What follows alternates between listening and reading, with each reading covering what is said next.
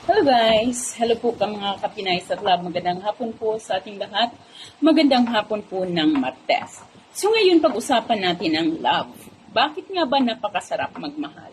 Lalong-lalo na kapag ang taong ating minahal ay mahal din tayo. Talagang nandun napakasarap ng feeling. Para bang nakaduyan ka sa ulap. Pero once na yung pagmamahal na yun yung taong nagpaparamdam sa iyo ng pagmamahal, makikita mo sa kanya ang unti-unting pagbabago sa kabila ng wala kang nagawang kasalanan, na hindi mo alam ang dahilan ng unti-unti niyang pagbabago, doon mo mararamdaman yung sobrang sakit naman. Yung bang, kung paano ka nagiging masaya, dubli yung sakit na mararamdaman mo. Kasi pinapahalagahan ka niya, binigay niya yung best niya, and then after ng ilang taon or maring buwan pa lang, nakikita mo yung unti-unti niyang pagbabago, parang dubli yung sakit na nagiging dulot nito. Pero hindi pa rin tayo nadadala kasi masarap talaga ang magmahal, ngunit bakit napakasakit ang kabiguan? Tayo kasi nandyan na yung masamang-masama ang loob natin. So, talagang kapag hindi pa natin sila nakikita, ayaw na natin itong kausapin, inis na inis ka na, pero nandyan na, nagpakita na sa'yo.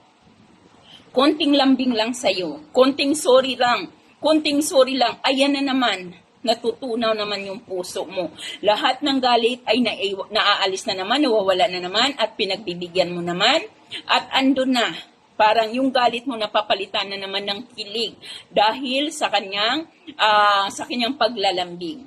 So hindi na natin alam, kaya minsan kasi tayo talagang mga babae, kapag nagmahal tayo ay malalim talaga tayo pag nagmahal. Although mayroon din namang mga lalaki na ganun magmahal, kaya lang po kasi ang madali talaga, karamihan talaga, ang madaling magbago ang feelings ay karamihan ang mga kalalakihan.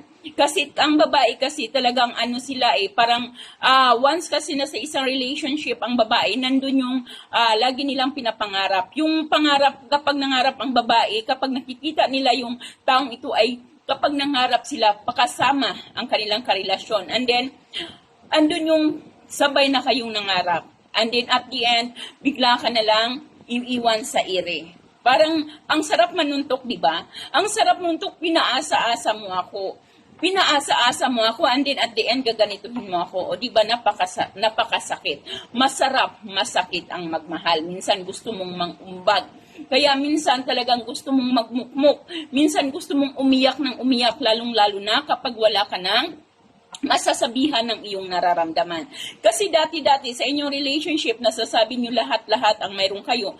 Tapos bigla na lang dumating yung point na nag-uusap kayo, isahang sagot na lang. Para bang pinaparamdam niya sa'yo na wala na siyang panahon at oras, yung unti-unti na siyang dumidistansya sa'yo, hindi ka makakareklamo, hindi ka makakapagreklamo kasi ang daming sinasabi sa'yo, sasabihin sa'yo masyado kang naging mapaghanap. So ito po yung karamihan nagiging problema sa relationship, no? Lalong-lalo na kapag nagmahal tayo.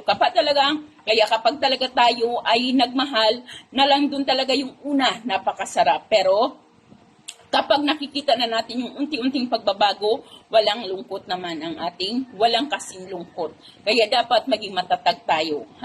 Kumbaga, maging matapang tayo sa pagharap ng pagsubok sa anumang relationship na mayroon kayo. Dapat guys, lagi tayong magtira ng pagmamahal sa ating mga sarili. Dapat mayroon din tayong prinsipyo sa ating mga sarili para pag dumating yung point, mayroon tayong kakapitang hagdan para makapag-move on tayo. Yung huwag lahat-lahat, huwag 100% lahat. Magtira tayo ng pagmamahal at pagpahalaga sa ating mga sarili ng 25% para at the end, hindi tayo gaanong masaktan at mayroon tayong kakapitan. Maraming salamat po at magandang hapon sa ating lahat.